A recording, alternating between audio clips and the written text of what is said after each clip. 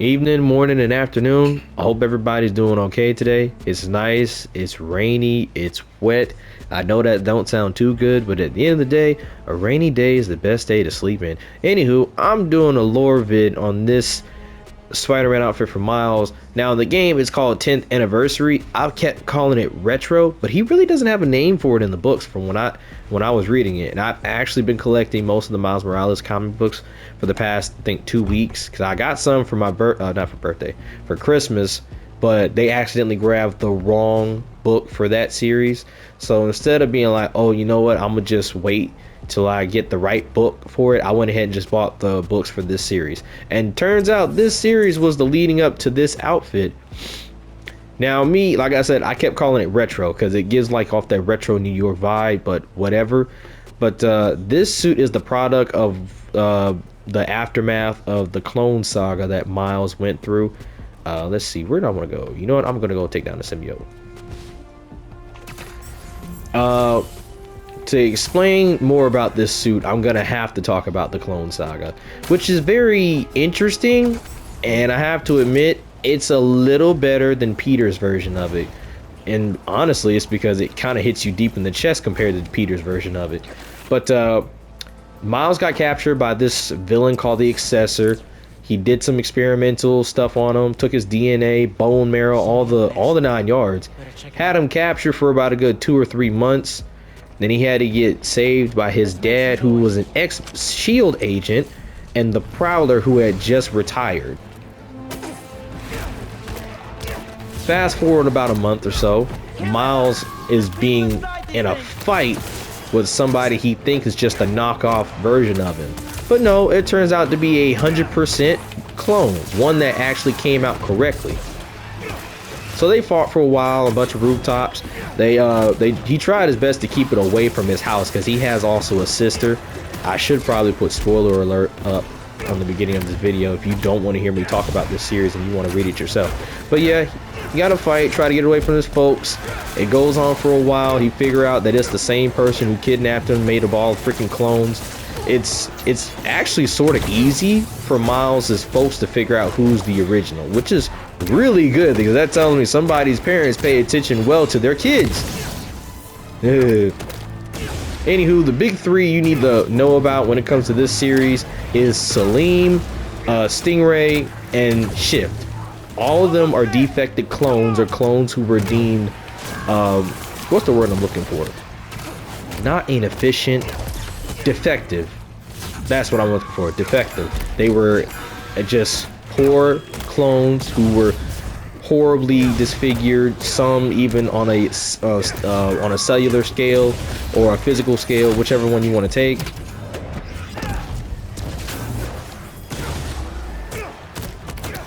And they all thought that Miles was trying to kill them because, you know, they're clones, and Peter tried to do the same. Peter tried to kill his clones. Miles was willing to try and help, but they got the wrong idea. Salim is the head of the group of the three.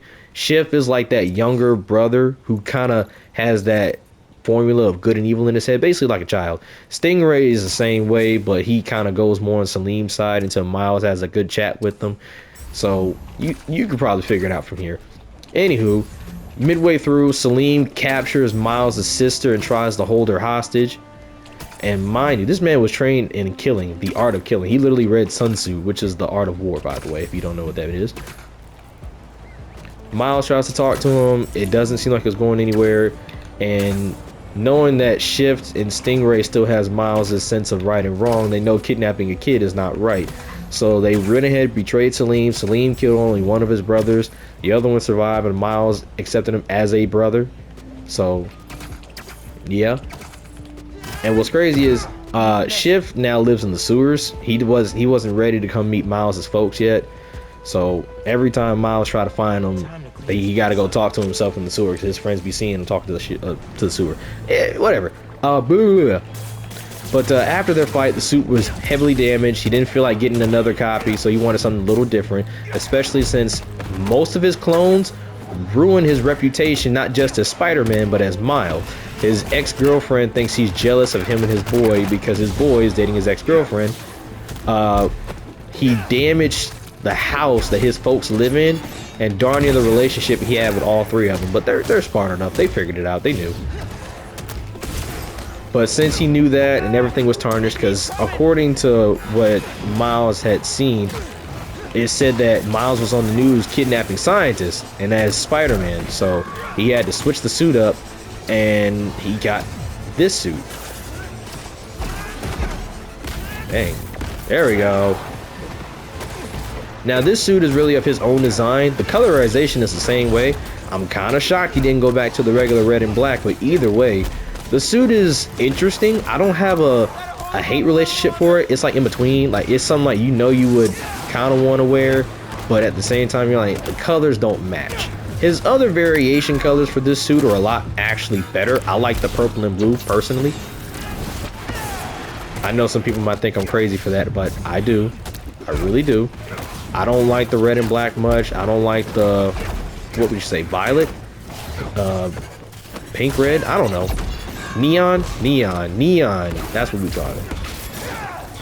I don't like the color, the original colors much. But the suit alone is amazing. I like it to a degree. So a lot of, even my brother, he's not that big of a fan of this suit. It looked like he went to Hot Topic, got some crazy boots, spray painted them violet, and then put on a hoodie and whatever else. I don't care. In my mind, it helps me figure out that this is Miles. He stands out like a sore thumb compared to all the other Spider-Men. So it's okay. It's not horrible. It could be better. Now, I haven't seen this. This is... Ooh. One second. Good news. OG Spider-Man looks to be finally back to his senses, free of that black suit. Bad news. Reports that whatever that black suit was may now be spreading through parts of the city. The two connected? Maybe. But right now isn't the time. Looks like a symbiote nest. Should take a look. What are we supposed to do? I don't know. Just hold the perimeter. Okay, I'm confused. Oh yeah, okay. This nest has two This is the first time this suit has been in any form of media other than the books. And of course, I wish you could have seen this in Across the Spider-Verse, but none of the other Miles variants except what we've seen at the end of the movies in there. So yeah. I'm still trying to figure out why it's called 10th anniversary when this version of Spider-Man, Miles specifically, came in the Ultimate comic books, but I don't know if that was in 2009 or 2012. Maybe that might be why, don't know. If y'all can tell me, leave it down in the comments below. Ow. This tells me I got a little sluggish playing this game. I've been playing Suicide Squad Kills the Justice League.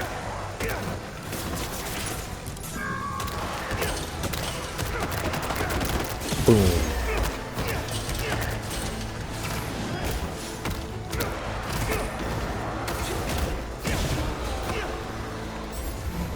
All right. Ooh.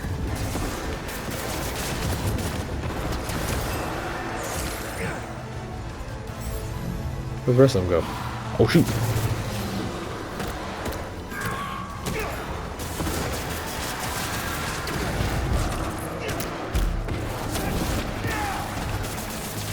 Dang.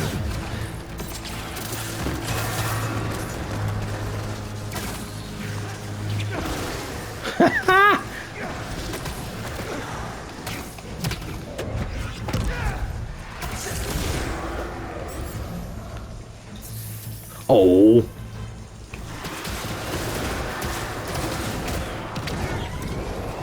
Damn.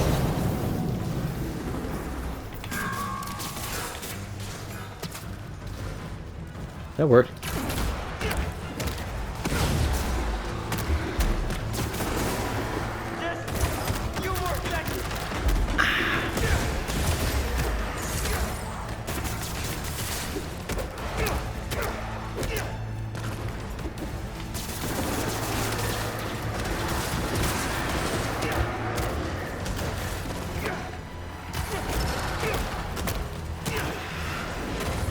By the way, you guys tell me what you thought about Deadpool 3 if you feel like talking about it. If not, oh well. But I'm going. I'm going to the theater. I'm sorry.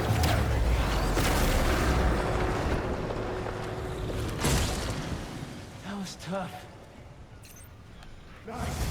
Thanks for the assist, Spider-Man. No problem.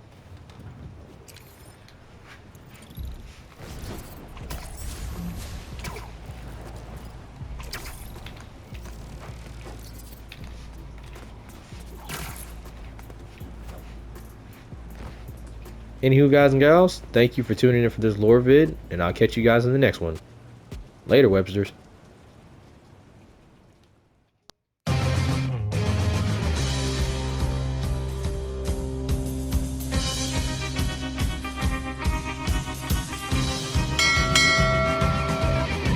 Living on the edge, fighting crime, spinning webs, swinging from the highest ledge. He could leap above my head.